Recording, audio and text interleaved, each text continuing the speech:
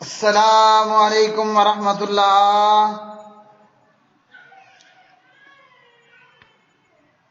ترجمہ تفسیر القرآن الکریم، سبق نمبر 214، پارہ نمبر 6، سورہ المائدہ، آیت نمبر 67۔ اعوذ باللہ من الشیطان الرجیم۔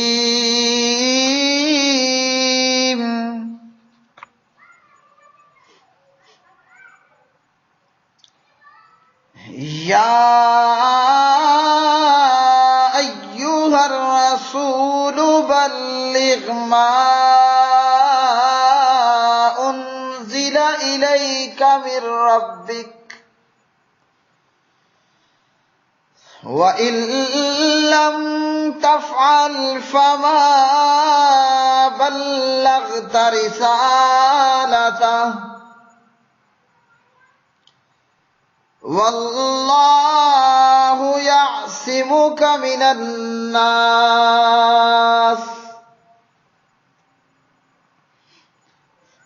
إِنَّ اللَّهَ لَا يَهْدِي الْقَوْمَ الْكَافِرِينَ۔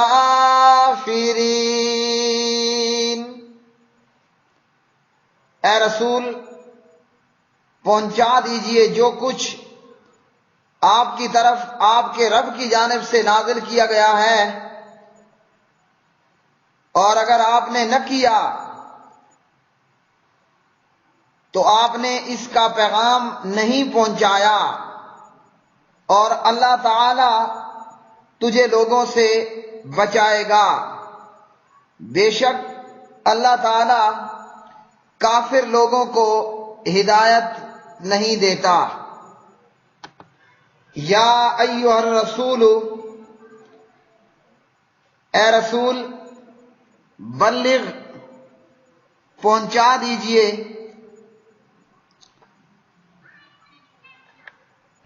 ما، جو، انزلہ، نازل کیا گیا، الیکا، آپ کی طرف، من ربکا، آپ کے رب کی جانب سے، وَإِن، اور اگر، لم تفعل، نہ آپ نے کیا، فما بلغتا، تو نہیں آپ نے پہنچایا، رسالت، اس کا پیغام، واللہ، اور اللہ تعالی، یعصمک، حفاظت کرے گا آپ کی، من الناس، لوگوں سے، ان اللہ، بے شک اللہ تعالی، لا یہدی، نہیں ہدایت دیتا، القوم الکافرین، کافر لوگوں کو۔ پیارے بھائیوں اور میری بہنوں، آج کا سبق قرآن مجید فرقان حمید کی یہ آیات بینات۔ اس آیت مبارکہ میں اللہ وحدہ لا شریک نے اپنے حبیب کو، اپنے پیغمبر کو، اپنے رسول کو، جناب حضرت محمد بن عبداللہ بن عبد المطلب بن عبد مناف بن قصی بن کلاب، محمد الرسول اللہ صلی اللہ علیہ وسلم کو خطاب فرمایا۔ پیارے بھائیوں، ہمارے پیارے نبی جناب حضور نبی کریم صلی اللہ علیہ وسلم کا مقام کس قدر عظیم ہے۔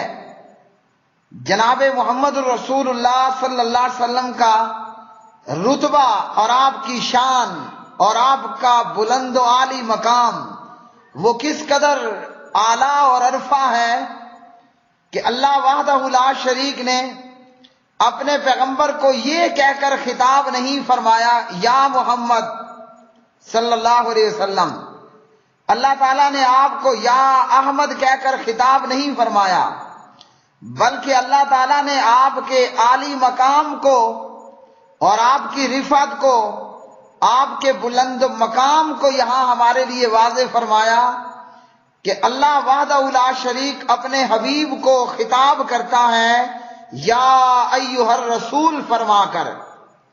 ورنہ اللہ رب العالمین نے یا موسیٰ بھی کہا ہے، اسی طرح علیہ السلام دیگر انبیاء کا بھی نام لیا، لیکن جب باری آئی جناب محمد بن عبداللہ بن عبد المطلب حضرت محمد الرسول اللہ صلی اللہ علیہ وسلم کی، تو اللہ تعالیٰ نے آپ کو یا محمد کہہ کر آواز نہیں لگائی صلی اللہ علیہ وسلم، بلکہ اللہ نے آپ کو یا ایھا الرسول کہہ کر پکارا۔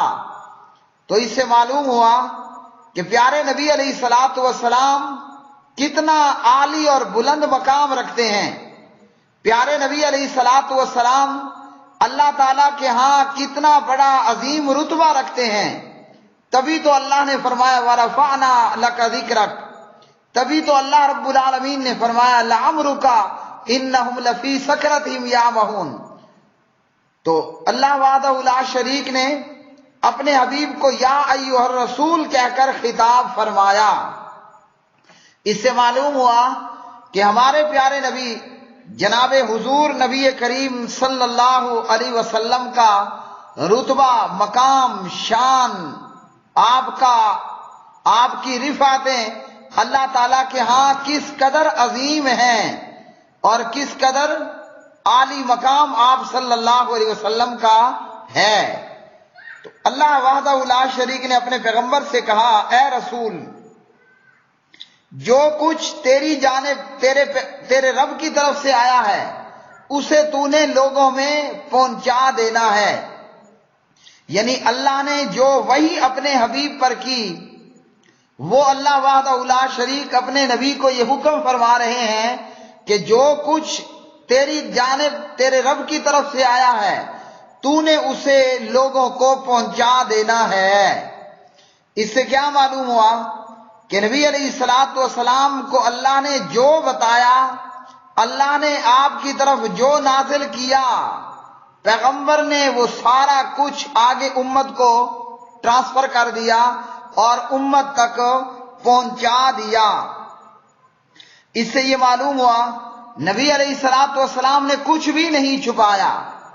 آپ کو جو اللہ کی جانب سے عطا ہوا، جو آپ پر نازل کیا گیا، آپ نے آگے امت کو پہنچا دیا، اور فرمایا کہ اگر تو نے ایسا نہ کیا، یعنی اس وحی کو اور اس نازل شدہ شریعت کو اگر پہنچانے میں کوئی کسی قسم کی کوتاہی کی یا کچھ چھپا لیا تو گویا کہ سرے سے پیغام پہنچایا ہی نہیں۔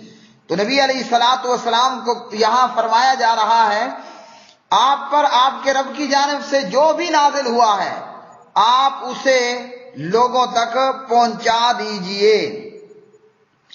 اور اس سے ان لوگوں کی بھی تردید ہوئی کہ جن لوگوں نے کہا نبی علیہ الصلوۃ والسلام نے کوئی کچھ چیزیں خصوصی طور پر لوگوں کو چھپا لی، لوگوں سے چھپا لی اور صرف حضرت علی ابن ابی طالب علیہ السلام کو دی، تو یہ بھی جھوٹ ہے۔ اس آیت سے معلوم ہوا جو کچھ نازل ہوا پیارے نبی علیہ الصلوۃ والسلام نے وہ سارا کچھ آگے امت کو پہنچایا۔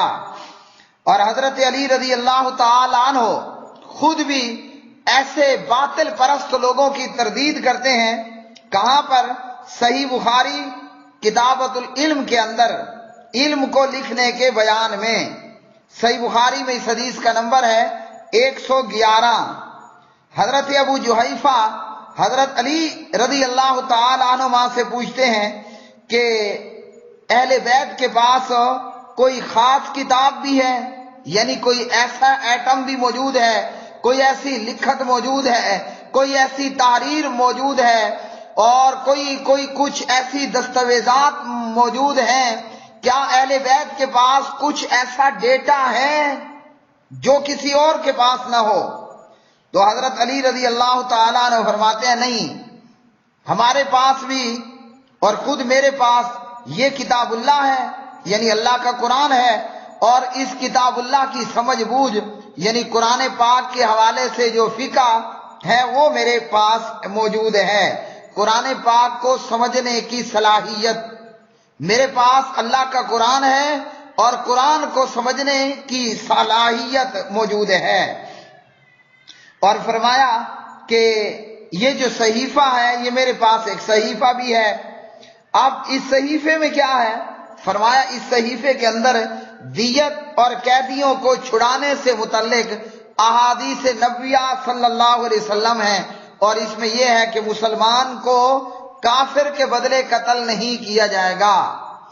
تو اس سے بھی معلوم ہوا کہ پیارے نبی علیہ الصلوۃ والسلام کو جو کچھ ملا آپ نے وہ سبھی کچھ امت کو پہنچا دیا، اور حضرت علی کے پاس یا اہل بیت کے پاس علیحدہ سے کوئی ایسی چیز نہیں کہ جو کسی اور کے پاس موجود نہ ہو.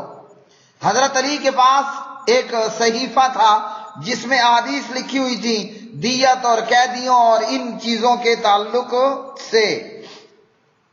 اسی طرح صحیح بخاری کتاب التفسیر میں اماں جی سید عائشہ صدیقہ طیبہ طاہرہ بنت صدیق رضی اللہ تعالی عنہما فرماتی ہیں، صحیح بخاری میں 4612 4612 نمبر کی یہ حدیث. اماں جی فرماتی ہیں جو شخص یہ کہے کہ حضرت محمد بن عبداللہ محمد الرسول اللہ صلی اللہ علیہ وسلم نے کچھ چھپا بھی لیا تھا، تو اللہ تعالیٰ نے آپ پر جو کچھ نازل فرمایا اس میں سے کسی نے اگر یہ کہا کہ آپ نے کچھ چھپا لیا تو یقیناً یہ کہنے والا جھوٹا ہے اور اس کی بات جھوٹ ہے. اماں جی دلیل بیان کرتی ہیں سورہ المائدہ کی آیت 67 بلغ ما انزل الیک من ربک. اسی طرح حضرت جابر رضی اللہ تعالی عنہ راوی ہیں، جابر فرماتے ہیں کہ نبی علیہ السلام حجۃ الوداع کے دن خطبے میں ارشاد فرماتے ہیں کہ تم سے میرے بارے میں پوچھا جائے گا، انتم تسألون عنی، تم سے میرے بارے میں پوچھا جائے گا، فما انتم قائلون، تو بتاؤ تم کیا جواب دو گے؟ صحابہ کرام فرماتے ہیں نشہد انک قد بلغت وادیت ونصحت. کہا صحابہ نے ہم تو یہ جواب دیں گے کہ ہم سب یہ گواہی دیں گے کہ بے شک آپ نے پیغام رسالت کو پہنچا دیا اور پہنچانے کا حق ادا کر دیا. حق کب ادا ہوتا ہے کہ الف سے یا A to Z سب کچھ پہنچا دیا، اور یہ کہ آپ نے خیر خواہی فرمائی. اس جواب پر نبی علیہ السلام اپنی انگلی آسمان کی طرف اٹھاتے ہوئے اور صحابہ کی طرف اشارہ کرتے ہوئے کہتے ہیں، اپنی انگلی کو آسمان کی طرف اٹھا لیا، فقال باصبعہ السبابۃ فقال باصبعہ السبابۃ یرفعها الى السماء وینکتها الى الناس. آپ نے اپنی انگلی کو اٹھا لیا آسمان کی طرف اشارہ کرتے، آسمان کی طرف اپنی انگلی کو اٹھاتے ہوئے صحابہ کی طرف اشارہ کرتے ہوئے کہنے لگے کہ اے اللہ تو بھی گواہ ہو جا، اے اللہ تو بھی گواہ ہو جا. صحیح مسلم حدیث نمبر 1218 صحیح بخاری حدیث نمبر 1741 1741. اس حدیث سے بھی میرے پیارے بھائیوں کیا معلوم ہوا کہ نبی علیہ الصلوۃ والسلام کو اللہ وحدہ لا شریک نے جو عطا فرمایا، جو پیارے نبی علیہ الصلوۃ والسلام پر نازل کیا گیا، آپ صلی اللہ علیہ وسلم نے اللہ کے حکم کے عین مطابق، اللہ سبحانہ و تعالی کے حکم کے عین مطابق پیارے نبی علیہ الصلوۃ والسلام نے وہ سارا کچھ اپنی امت کو پہنچا دیا. اب آگے امت کے لیے کیا حکم ہے؟ امت کے لیے بھی حکم یہی ہے کہ جسے کوئی ایک آیت بھی ملے، جسے نبی علیہ الصلوۃ والسلام کی طرف سے کوئی ایک پیغام بھی اس کے پاس پہنچے، کوئی ایک بھی حدیث پہنچے، کوئی ایک بھی جو ہے نبی علیہ الصلوۃ والسلام کی تعلیمات میں سے آپ کا فرمان پہنچے، تو امت کو بھی یہی کرنا ہے کہ وہ آگے لوگوں کو پہنچا دے. اور پیارے نبی علیہ الصلوۃ والسلام نے جو کچھ آپ پر نازل ہوا آپ صلی اللہ علیہ وسلم نے اسے پہنچا دیا۔ اب یہاں معاملہ یہ ہے کہ جو بندہ دعوت و تبلیغ کا کام کرتا ہے لوگ اس کی جان کے درپے ہو جاتے ہیں۔ ہمارے ہاں تو کچھ ایسے گمراہ مبلغین ہیں، وہ کہتے ہیں میٹھا میٹھا بیان کرو، ایسا مسئلہ بیان مت کرو، ایسا بیان اور خطبہ ارشاد مت کرو کہ جس سے لوگ آپ کی جان کے یا آپ کی عزت کے درپے ہوں۔ یاد رکھیے، پیغمبروں نے جب دعوت و تبلیغ کا کام کیا، پیغمبروں نے، حضرات انبیاء علیہم الصلاۃ والسلام نے جب دعوت و تبلیغ کا کام کیا، پتہ ہے نتیجہ کیا نکلا؟ کئی ایمان والے بن گئے اور ایمان قبول کر لیا، لا الہ الا اللہ کا اقرار کر لیا، اور کئی ایسے نکلے کہ انہوں نے لا الہ الا اللہ پڑھنے سے انکار کیا۔ اچھا، صرف انکار ہی نہیں ہوئے بلکہ پیغمبر کی جان و مال و عزت و آبرو کے درپے ہو گئے۔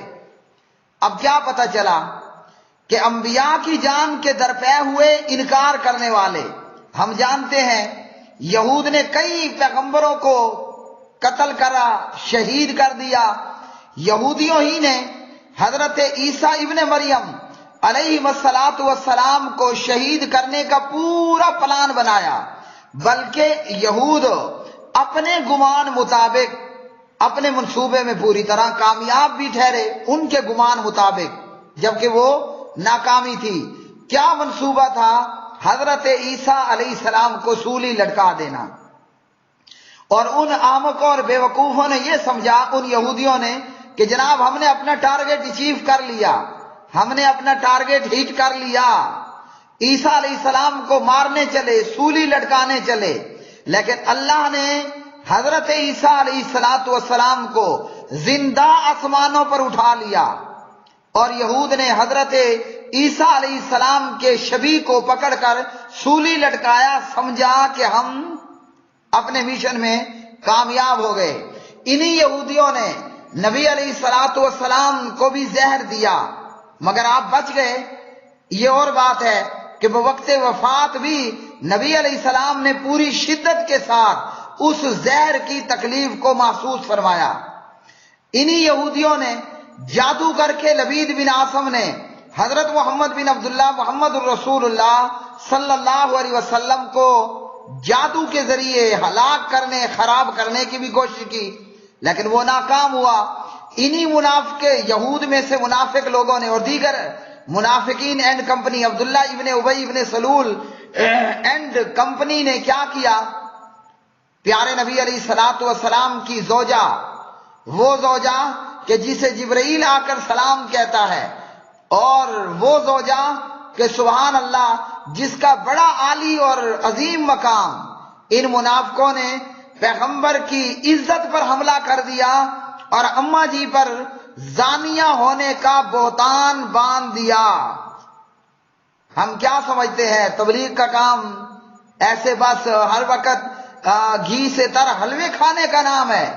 یہاں جان بھی دینی پڑے گی، یہاں مال بھی دینا پڑے گا، یہاں بچوں کو یتیم کرانا پڑتا ہے، یہاں بیویوں کو بیوہ کرانا پڑتا ہے، یہاں جیلوں کی ہوا کھانی پڑتی ہے، یہاں خنجر کھانے پڑتے ہیں۔ ہمارے سامنے پیغمبروں کی مثالیں موجود ہیں، ہمارے سامنے حضرت عمر ابن خطاب رضی اللہ عنہ کی مثال موجود ہے، ہمارے سامنے حضرت امام ابو حنیفہ رحمۃ اللہ علیہ کا سیمپل موجود، ہمارے سامنے حضرت امام مالک بن انس رحمۃ اللہ علیہ کی مثال موجود، ہمارے سامنے حضرت احمد ابن حنبل رحمۃ اللہ علیہ کی مثال موجود۔ اللہ اکبر! ہمارے سامنے سید المحدثین امام الفقہاء حضرت محمد بن اسماعیل امام بخاری رحمۃ اللہ علیہ کا سیمپل موجود ہے، ہمارے سامنے حضرت امام ابن تیمیہ رحمۃ اللہ علیہ کی مثال موجود ہے، ہمارے سامنے شاہ ولی اللہ رحمت اللہ علیہ اور ان کی اولادوں کی مثالیں موجود ہیں۔ اسی طرح ہمارے سامنے شاہ اسماعیل شہید رحمت اللہ علیہ کی مثال موجود ہے، ہمارے سامنے سید احمد بریلی رحمت اللہ علیہ کی مثال موجود ہے، ہمارے سامنے علامہ احسان الہی ظہیر شہید رحمت اللہ علیہ کی مثال موجود ہے، ہمارے سامنے جناب حضرت مولانا حبیب الرحمان جزانی شہید رحمت اللہ علیہ کی مثال موجود ہے، اور اسی طرح ڈھیروں ڈھیر سینکڑوں ہزاروں علماء کتاب و سنت اور انبیاء کی ایک جماعت کا حصہ جو محض بلغ ما انزل الیک من ربک کا فریضہ سر انجام دیتے ہوئے ان کو مار دیا گیا، ان کو قتل کر دیا گیا، ان کی عزت و آبرو پہ حملہ کیا گیا، ان کے بچے یتیم ہوئے، ان کی بیویاں بیوہ ہو گئی۔ ہم نے کیا سمجھا ہے؟ آج کے وہ جاہل ملا اور وہ جاہل عوام وہ کہتے ہیں جناب وہ کوڑا مسئلہ بیان مت کرو، کڑوا مسئلہ بیان مت کرو، میٹھا میٹھا مسئلہ بیان کرو تاکہ کوئی کسی کو آپ سے شکایت نہ ہو۔ کام کرنا ہے انبیاء علیہ الصلوۃ والسلام کا، علماء انبیاء کے وارث ہیں، کام کرنا ہے انبیاء کے کام کا، بننا ہے انبیاء کے وارث کا، انبیاء کے وارث ہونے کا، اور ڈرنا اس بات سے کہ لوگ آج تو بہت کم ہی ایسا ہوتا ہے کہ کوئی جان کے درپے ہو جائے۔ تو پیارے بھائیوں، کیا معلوم ہوا؟ جب پیغمبروں والے کام کرنے ہیں تو پھر علامہ شہید بننا پڑے گا۔ اگر پیغمبروں والا کام کرنا ہے پھر یزدانی شہید بن کر سینے پہ بم کھانا پڑیں گے۔ اگر پیغمبروں کی وراثت پانی ہے تو یاد رکھ لیجئے علماء کرام، پھر آپ کو امام ابن تیمیہ کی طرح جیلوں میں جانا پڑے گا۔ اس لیے اگر جان جائے، بچے یتیم ہوں، بیویاں بیوہ ہوں، اور اسی طرح اگر علاقے چھوڑنے پڑیں، ہجرتیں کرنے پڑیں، امام بخاری کی طرح لوگوں اور بادشاہوں اور گورنروں کے ہاتھوں ذلیل ہونا پڑے تو کوئی پرواہ نہیں ہے۔ یہ دیکھیے کہ ہم کس کی وراثت لے رہے ہیں، ہم کس کے وارث بن رہے ہیں۔ تو اللہ تعالیٰ نے حضرت محمد بن عبداللہ محمد الرسول اللہ صلی اللہ علیہ وسلم کو یہ حکم دیا، جو آپ کی جانب آپ کے رب کی طرف سے نازل ہوا اس کو لوگوں کو پہنچائیے۔ اب مسئلہ تو یہ ہے، لوگ تو 360 بتوں کی عبادت کرتے ہیں، لوگ تو حضرت عیسیٰ کو اللہ کا بیٹا مانتے ہیں، لوگ تو حضرت موسیٰ کو اللہ کا بیٹا مانتے ہیں علیہ الصلوۃ والسلام۔ اب جب یہ بیان ہوگا تو لوگ تو جان کے درپے ہوں گے۔ اللہ رب العالمین اپنے حبیب سے فرما رہے ہیں، آپ کا کام ہے بلغ ما انزل الیک من ربک پر عمل کرنا، میرا کام ہے، تیرے پروردگار کا کام یہ ہے کہ تجھے لوگوں سے تیرا رب بچائے گا۔ تو اس لیے بے دڑک بے فکر ہو کر بغیر چنتا کے بلغ ما انزل الیک من ربک پہ عمل کر۔ اگر کوئی تجھے مارنے آئے گا، کوئی تجھے قتل کرنے آئے گا تو اللہ رب العالمین فرماتے ہیں کہ تجھے لوگوں سے اللہ تعالیٰ آپ خود بچائے گا۔ اس سے پہلے، اس آیت کے نازل ہونے سے پہلے صحابہ کرام نبی علیہ الصلوۃ والسلام کا پہرا دیا کرتے تھے، اور جب یہ آیت نازل ہوئی تو نبی علیہ الصلوۃ والسلام اپنے خیمے سے سر باہر نکالتے ہیں اور فرماتے ہیں، یا ایھا الناس، اے لوگو، انصرفو، تم چلے جاؤ، تمہاری چھٹی ہے، تمہاری ڈیوٹی ختم، اب تم چلے جاؤ۔ فقد عصمنی اللہ عز وجل، مجھے میرا رب بچائے گا۔ مجھے کون بچائے گا؟ میرا رب بچائے گا، لہذا پہرا دینا اب ختم کرو۔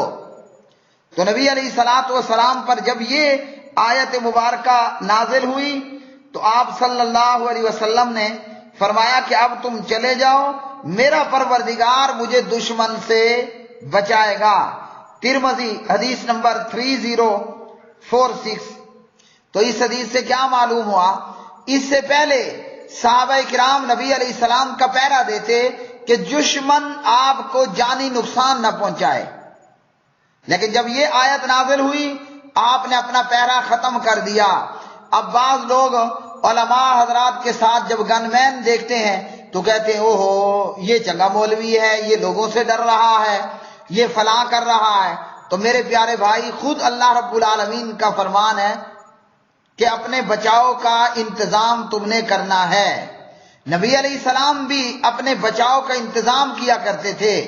سورۃ النساء پارہ 5 جنرلی حکم ہے تمام لوگوں کو۔ یہاں ان حدیث کے مطابق نبی علیہ السلام بھی اپنا پہرا رکھتے تھے، لیکن جب اللہ نے یہ فرما دیا کہ اب میں تجھے بچاؤں گا تو پیغمبر نے اپنا پہرا ختم کر دیا۔ اور یہ صرف پیغمبر کے لیے وعدہ تھا، علماء کے لیے نہیں ہے۔